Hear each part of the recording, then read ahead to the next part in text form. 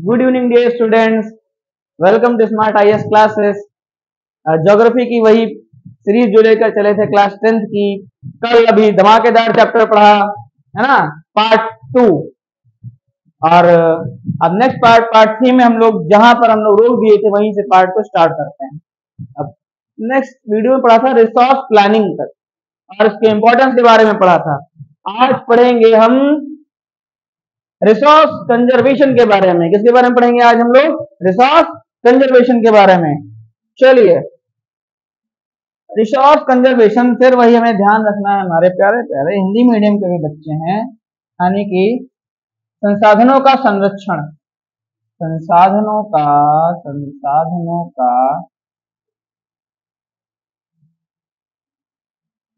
संरक्षण। संरक्षण मतलब बचाव करना। अच्छा, ये कहीं ना कहीं आपको सिमिलरिटी दिख जाएगी इसके अंदर, सस्टेनेबल डेवलपमेंट और रिसोर्स कंजर्वेशन के अंदर, लेकिन कहीं ना कहीं दोनों ही डिफरेंट है। देखते हैं, चलिए। Planned use of resources in order to meet the present needs and to store a part of the for the future generations is called a resource conservation। ये जो प्लान्ड यूज ऑफ रिसोर्सेस है, ये sustainable development में भी यही था।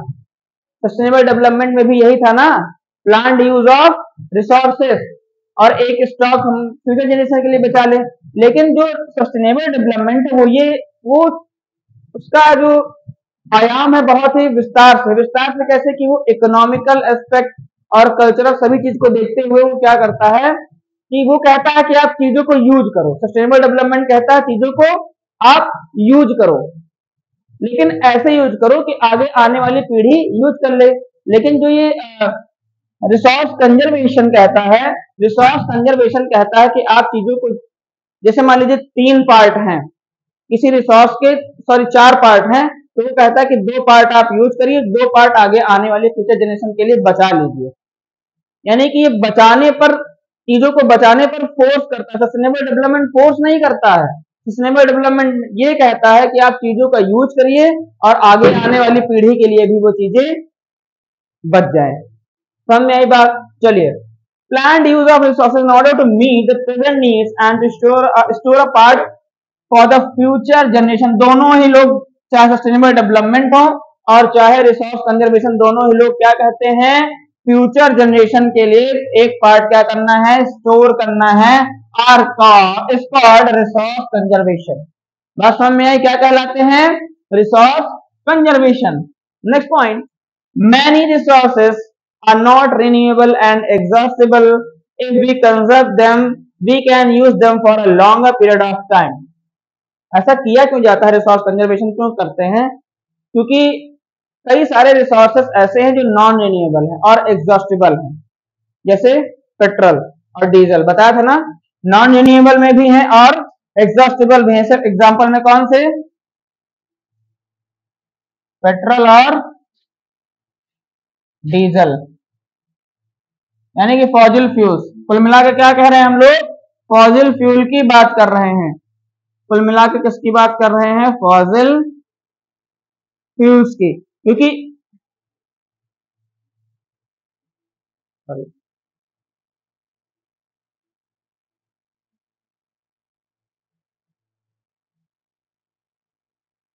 Fossil fuels की बात कर रहे हो कि फॉसिल फ्यूल्स होते, एक बार अगर आपने यूज कर लिया तो वो क्या हो जाते हैं? खत्म हो जाते हैं। यानी कि कैसे रिसोर्सेस हैं? एग्जॉस्टेबल रिसोर्सेस हैं। अगर इन्हें हम कंजर्व कर लेंगे, संरक्षित कर लेंगे, बचा लेंगे, क्या कर लेंगे? कंजर्व कर लेंगे, बचा लेंगे, तो ये क्या होगा कि आगे आने वाली पीढ़ी के लिए और भी अधिक समय के लिए ये बचे रहेंगे, जिससे हमारी आगे आने वाली जनरेशन भी इनका उपभोग कर सकते हैं। बात समझ में आई? चलिए आगे बढ़ते हैं। Next point, conservation of resources help us to reduce wastage. It will help in economic progress. ध्यान दीजिएगा, ये कंजर्वेशन ऑफ रिसोर्स और सस्टेनेबल डेवलपमेंट, ये रिसोर्स प्लानिंग के अंतर्गत ही आते हैं। तो जैसा कि रिसोर्स प्लानिंग यही कहता है कि इसका यूज हमें ऐसे करना है कि वेस्टेज भी ना हो और कम भी ना पड़े, मतलब हमारी नीड्स भी पूरी हो जाए। ये नहीं कि पता चला उससे हम अपनी नीड को पूरा नहीं कर रहे हैं, फ्यूचर जनरेशन के लिए ही बचा रहे हैं। प्लानिंग का मतलब ये कि हम अपनी नीड्स को भी पूरा कर लें और आगे आने वाली फ्यूचर जनरेशन के लिए भी चीजें वो बची रहे। इतनी बात समझ में आई। चलिए, तो क्या होगा, रिड्यूस वेस्टेज। अगर हम रिसोर्सेस का यूज सही ढंग से करेंगे, यानी कि इनडिस्क्रिमिनेट वे में उनका यूज नहीं करेंगे, तो क्या होगा, रिसोर्सेस के जो वेस्टेज से हम बच जाएंगे, जिससे क्या होगा, इकोनॉमिक प्रोग्रेस भी होगी। इकोनॉमिक प्रोग्रेस कैसे होगी, रिसोर्सेस हमारे पास बचे रहेंगे ना, तो उनका आगे और भी हाई प्रोडक्टिविटी करेंगे, जिसके कारण क्या होगा, सब कुछ प्लान के तहत होगा। जब प्लान के तहत होता है तो इकोनॉमिक डेवलपमेंट भी ऑब्वियस सी बात है बहुत ही अच्छे ढंग से हो जाएगा। चलिए आगे बढ़ते हैं तीसरे नंबर पर। तीसरा नंबर ये कहता है, resource conservation help us to protect the environment. Obvious सी बात है, जब प्लान करके रिसोर्सेस का यूज करेंगे, पेड़ों की कटाई नहीं करेंगे, पेड़ों जितने भी नेचुरल रिसोर्सेस हैं उनका यूज अगर हम कायदे से करेंगे, तो हमारा जो एनवायरमेंट डिग्रेडेशन हो रहा है वो बच जाएगा। हमारी प्रकृति को कोई भी नुकसान नहीं पहुंचेगा और हमारी नीड्स भी सेटिस्फाई होती रहेंगी। तो बात समझ में आई, रिसोर्स कंजर्वेशन या फिर संसाधनों का संरक्षण, बात समझ में आई है ना। चलिए आगे बढ़ते हैं नेक्स्ट स्लाइड की ओर। नेक्स्ट स्लाइड है Gandhi ji idea on resource conservation. Gandhi ji भाई ने आजादी दिलाने में सबसे बड़ा हाथ किसका, गांधी जी का। तो गांधी जी के बारे में, गांधी जी ने भी कुछ कहा है रिसोर्स कंजर्वेशन के बारे में, कुछ बातें और उन्होंने सही भी कहा। चलिए देख लेते हैं। According to Gandhi ji, there is enough for everybody's need and not for everybody's greed. इनका कहने का ये तात्पर्य है, मतलब है कि रिसोर्सेस की या किसी भी चीज की कोई कमी नहीं है। इनका कहने का मतलब किसी भी चीज की पृथ्वी पर कमी नहीं है, कमी नहीं है, लेकिन कुछ लालची लोगों के कारण, कुछ सेल्फिश और लालची लोगों के कारण ये चीजें कम होती जा रही हैं। रिसोर्सेस कम, लालची लोग कैसे, मतलब वो क्या करते हैं, जैसे एक चीज पाकर दूसरे के ऊपर हावी हो जाते हैं, डिफॉरेस्टेशन होता चला जा रहा, होता चला जा रहा है। यानी कि जो लालची प्रवृत्ति के लोग हैं, इन्हीं के कारण क्या हो रहा है, एनवायरमेंट डिग्रेडेशन हो रहा है। चलिए, यानी कि अब दूसरे पार्ट में इन्होंने ये कहा, greedy and selfish individuals and exploitative nature of modern technology are root cause for resource depletion. जो रिसोर्स डिप्लीशन का कारण बन रहे हैं वो है कौन, लालची प्रवृत्ति के व्यक्ति, जो रिसोर्सेस का इनडिस्क्रिमिनेट यूज करते हैं। बात समझ में आई। चलिए आगे बढ़ते हैं। He was against mass production and wanted to replace it production by masses। Mass production और प्रोडक्शन बाय मासेस में फर्क इतना है कि मतलब वो ज्यादा मात्रा में प्रोडक्शन करने के वो खिलाफ थे। ये नहीं कि पाओ तो बिल्कुल हाँ अब इसको करते चले जाओ, करते चले जाओ, रिसोर्सेस की कमी पड़ती चली जा रही है, जंगल काटना है तो काटते चले जाओ, ऐसा नहीं। इन्होंने क्या कहा, production by masses. Production by masses का मतलब होता है जितनी जरूरत उतना प्रोडक्शन। और समझ में आई, यानी कि जन साधारण को जितनी जरूरत हो उतना क्या करे, प्रोडक्शन करे। चलिए नेक्स्ट स्लाइड की ओर बढ़ते हैं। लैंड डिग्रेडेशन, जिसको हिंदी में बोलते हैं भूमि अपरदन, भूमि अपक्षय। क्लियर, हिंदी तो बहुत ज्यादा आती भी नहीं है मुझे, लेकिन मैं कोशिश करता हूं कि सभी लोग कवर हो जाएं। चलिए, भूमि अपक्षय,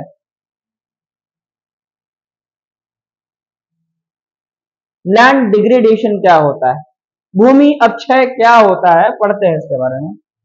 large scale soil erosion caused by running water and wind. पहली बात तो देखिए इसमें दो कारण है, एक तो प्रकृति की तरफ से नेचुरल, और दूसरा ह्यूमन का भी सबसे बड़ा हाथ होता है। चाहे हमारा एनवायरमेंटल डिग्रेड हो रहा हो, एनवायरमेंट डिग्रेड हो रहा हो, चाहे लैंड का डिग्रेडेशन हो रहा हो, इन सब में ह्यूमन और नेचर दोनों ही बराबर रूप से सहभागी हैं। चलिए, लार्ज स्केल, अब देखिए जो रनिंग वाटर, बहता हुआ पानी, यानी बाढ़ वगैरह हो गया, नदियों के थ्रू जो पानी बह रहा है वो, और तेज चलती हुई हवाएं, ये क्या कराती है, मृदा अपरदन। मृदा अपरदन होता है क्या, मिट्टी का, यानी कि लैंड का या मिट्टी का एक जगह से दूसरी जगह पर खिसक जाना। भाषा में आई, एक जगह से दूसरी जगह पर खिसक जाना। तो कैसे खिसकेगी? तो रनिंग वाटर के थ्रू, यानी कि पानी क्या करेगा, पानी क्या करेगा, अपने साथ बहाता हुआ, मिट्टी बहाती हुई लेकर चला आएगा। क्या करेगा, मिट्टी को बहाता हुआ लेकर, ये नीला वाला पानी है, ये मिट्टी है, मिट्टी को बहाता हुआ क्या करेगा, लेकर चला आएगा। और हवाओं के थ्रू क्या होगा, मिट्टी या फिर लैंड एक जगह दूसरी जगह पर शिफ्ट हो जाएगा। मिट्टी ही शिफ्ट होती है, उसी को लैंड डिग्रेडेशन बोल दिया जाता है।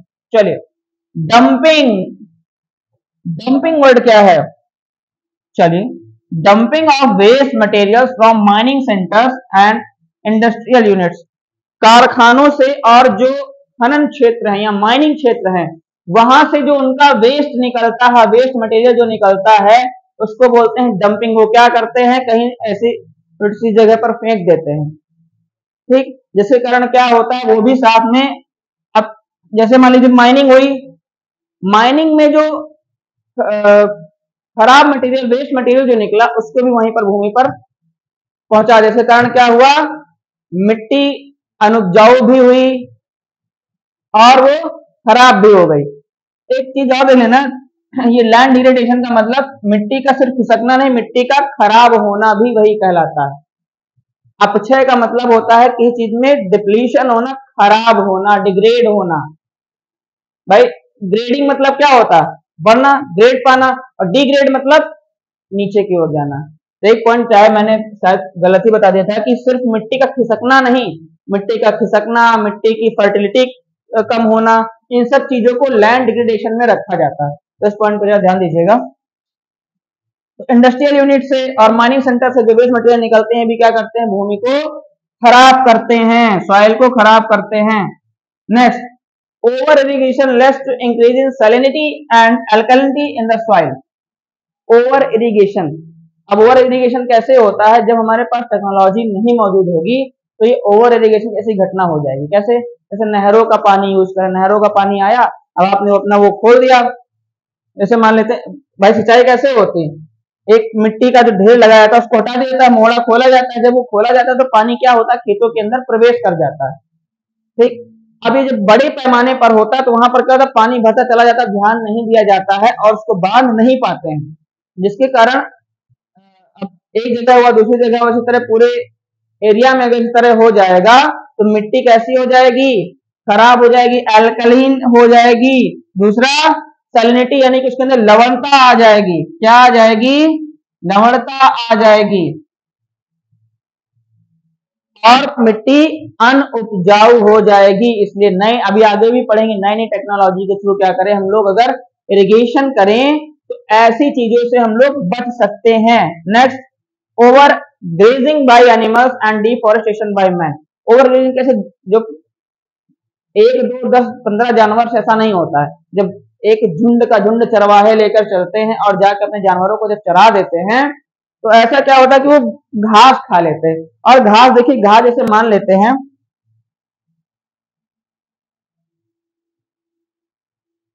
ये घास लगी हुई है और इसने क्या कर रखा है, मिट्टी को पकड़े पकड़े रखा है, मिट्टी को क्या कर रखा है, मिट्टी को इसने पकड़ रखा है। घास के थ्रू क्या, जड़ में, जैसे मान लीजिए जड़ है ये, और मिट्टी को उसने ऐसे पकड़ रखा, जकड़ रखा है। अब यहाँ पे घास हटी ऐसे, मिट्टी गई खुल, वही होता है यहाँ पे। मिट्टी क्या होती, जैसे मिट्टी हट गई, जैसे देखेंगे मिट्टी हट गई, वैसे वैसे क्या होता है, तो जैसे जैसे घास हटती चली जाती है, वैसे वैसे मिट्टी भी खुलती चली जाती है। मिट्टी खुलती चली गई यानी कि वो लूज हो गई, लूजनिंग ऑफ सॉइल हो जाती है इस कंडीशन में। डिफॉरेस्टेशन का भी मतलब वही है। डिफॉरेस्टेशन का मतलब क्या, यहाँ पर जानवर नहीं चरते हैं, इंसान चरते हैं जंगलों को, है ना। इंसान के द्वारा क्या की जाती, कौन सी एक्टिविटी होती है, डिफॉरेस्टेशन। डिफॉरेस्टेशन का मतलब जंगलों की कटाई। क्या होता है, जंगलों की कटाई। और जो ओवर ग्रेजिंग होती है जानवरों को, सफर जो लेकर जाते हैं जानवरों को, उनकी ओवर ग्रेजिंग जो करा देते हैं, इसके कारण क्या होता है, इसमें सॉइल डिग्रेड होती है, यानी कि इसमें इस कंडीशन में भी मिट्टी क्या होती है, ढीली होकर एक जगह दूसरी जगह खिसक जाती है, और वहां का जो सॉइल प्रोफाइल होता है वो भी क्या हो जाता है, खराब हो जाता है। चलिए नेक्स्ट पॉइंट की ओर बढ़ते हैं। Waste water from the industrial units pollute the land. वही बात जैसे इसमें डंपिंग वाले वेस्ट में पड़ा, तो इंडस्ट्रियल यूनिट से जो पोल्यूट वाटर आता है, वेस्ट वाटर जो आता है फैक्ट्रीज के थ्रू, वो क्या करता है, मिट्टी को अनउपजाऊ करता है, खराब कर देता है। क्यों? क्योंकि तरह तरह के केमिकल भी इसमें साथ में बहकर चले आते हैं।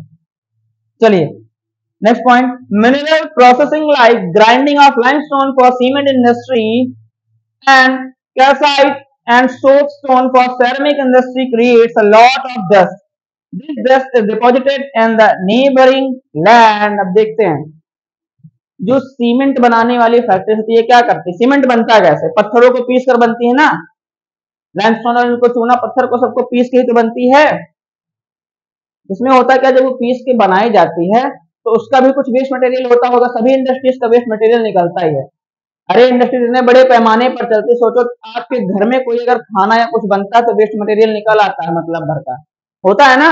सोचो इतनी बड़ी अगर इंडस्ट्री चल रही है, माइनिंग क्षेत्र है, वहां पर क्या वेस्ट मटेरियल नहीं निकलेगा। तो जो सीमेंट इंडस्ट्री है, फिर कैल्साइट और सोप इंडस्ट्री है, यहाँ पर क्या होता है, इनसे जो धूल निकलती है, इनसे जो धूल निकलती है वो उपजाऊ मिट्टी पर जाकर जमा हो जाती है, और जैसे ही फर्टाइल लैंड पर वो जाकर जमा हुई, उपजाऊ मिट्टी पर जाकर जमा हुई, तो वो क्या कर देती है, मिट्टी को अनफर्टाइल या फिर अनउपजाऊ बना देती है। इतनी बात समझ में आई कि नहीं है?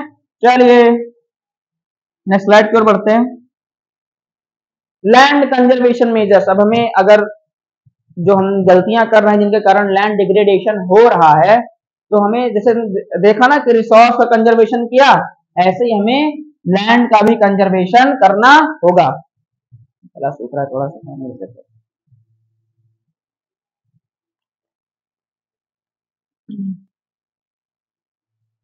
गर्मी बहुत है भाई। तो स्क्रीन शॉट अगर लेना हो तो ले लीजिए।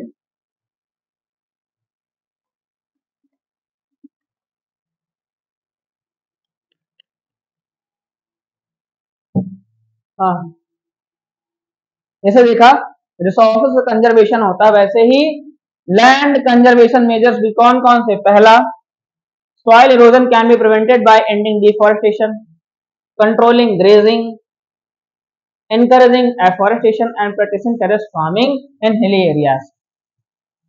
सिंपल सी बातें हैं। और दूसरी बात, डिफॉरेस्टेशन को रोक दें, जंगलों की कटाई को रोक दें,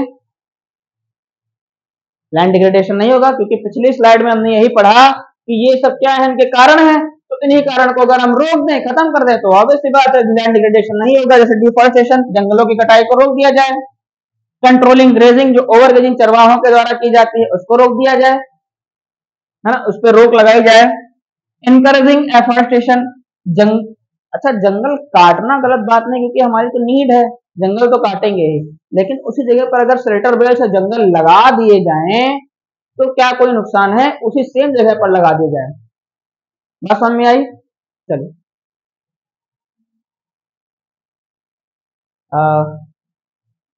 एफोरेस्टेशन, प्रैक्टिसिंग टेरेस फार्मिंग, जो कि हिली एरियाज में करी जाती है, जो कि कहां पर की जाती है, असम वगैरह में, असम गुवाहाटी वगैरह में कैसी खेती होती है, हिली एरियाज में। और terrace farming, terrace farming Hindi में समझे तो ये पहाड़ों पर सीढ़ी नुमा आकृति में की गई खेती को बोलते हैं टेरेस फार्मिंग।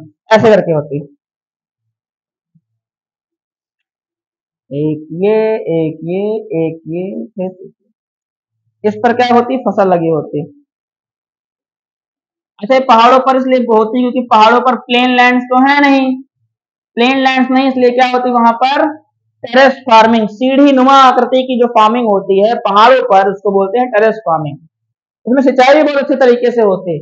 एक बार यहाँ पानी आता है, पानी एक बार यहाँ से जब आता है तो ये बहता हुआ इस पर डिस्ट्रीब्यूट हुआ, फिर यही पानी बहता हुआ आएगा, इस पर डिस्ट्रीब्यूट होगा, फिर इसी से पानी आएगा यहाँ, यहाँ बहता हुआ डिस्ट्रीब्यूट होगा, इस तरह नीचे नीचे और पानी आता चला जाता है, और यहाँ पे सिंचाई बहुत अच्छे तरीके से हो जाती है कम पानी में। चलिए next, preparation of shelter beds, preparation of shelter beds of plants and stabilizing of sand dunes by growing thorny bushes will help to prevent land degradation in deserts। ध्यान दीजिएगा, शेल्टर बेल्ट क्या होती हैं? शेल्टर बेल्ट होती हैं पेड़ों की एक पूरी की पूरी श्रृंखला लगा देना। ये नहीं पता चला जैसे कहते हम जा रहे हैं शेल्टर बेल्ट लगाने, 10-15-20 पेड़ लगा दिए, देखो शेल्टर बेल्ट लगी हो ना भाई, कम से कम 1 लाख 1.5 लाख पेड़ लगाना, इसको बोलते हैं शेल्टर बेल्ट लगाना, जो कि ये प्रैक्टिस गवर्नमेंट के द्वारा या फिर बड़ी बड़ी कंपनी के द्वारा की जाती है। जैसे इस टाइम एक आईपीएल में आप लोग देख रहे होंगे, जो डॉट बॉल पे क्या करते हैं, एक पेड़ लगा देते हैं, है ना, डॉट बॉल जितनी होती है उस पे क्या लगा देते हैं, पेड़ लगा देते हैं। तो वो एक तरीके से शेल्टर बेल्ट का ही निर्माण हो रहा है।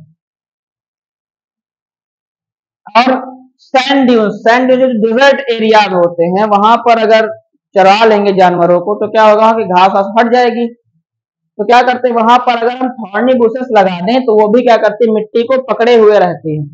थॉर्नी बुशेस जो होती झाड़ियां होती है वो मिट्टी को पकड़े हुए रहती हैं। क्लियर? चलिए आगे बढ़ते हैं। Mining activities should be controlled. New technology which reduces wastage can be adopted. चलिए, माइनिंग एक्टिविटी को कंट्रोल में रखना होगा। ऐसा नहीं कि करना ही नहीं है, करनी है माइनिंग, हमें करनी है, लेकिन एक कंट्रोल्ड वे में करनी है जिससे नुकसान ना हो। नुकसान कैसा, जैसे पिछली स्लाइड में भी हमने देखा था कि क्या होता है, जैसे सीमेंट बनाने की फैक्ट्री है तो क्या करती है, पूरी सीमेंट वहां पर जमा हो जाती है। क्लियर? चलिए, industrial waste should be chemically treated to remove the harmful substances. जो वेस्ट निकले उसको नदी में या फिर ऐसे मिट्टी पर ना बहा दे जिसके कारण मिट्टी अनुपजाऊ हो जाए या फिर वो खराब हो जाए, इसके कारण उसे केमिकल ट्रीटमेंट के द्वारा उसे क्या कर दिया जाए, सड़ा या गला दिया जाए, जो कि मिट्टी के अंदर ही वो मिल जाए और नुकसान भी ना करे। क्लियर? चलिए next, urban waste should be used for the production of biogas and biomanure. Urban waste जो शहरों से निकला हुआ कूड़ा कचरा है, इनको यूज कैसे करें, इनको यूज करें डंपिंग, इनको एक गड्ढे में दबा दें और इनसे क्या करें, बायोगैस का निर्माण करें, जो कि फ्यूल की तरह भी काम करेगा, जो कि फ्यूल की तरह भी काम करेगा और एनवायरमेंट को भी पोल्यूट नहीं करेगा, साथ ही साथ हमारी लैंड भी बची रहेगी। बस समझ में आई? चलिए, over irrigation should be stopped and new method of irrigation should be followed. Over irrigation हमने बताया ना, ओवर इरिगेशन क्यों होता है, क्योंकि नई नई टेक्नोलॉजी नहीं है। अगर नई नई टेक्नोलॉजीज होंगी तो ओवर इरिगेशन होगा ही क्यों। तो इससे अच्छा क्या है, नई तकनीकों के जैसे कौन कौन से सिस्टम है, ड्रिप इरिगेशन है, इसमें पानी बहुत कम खर्चा होता है,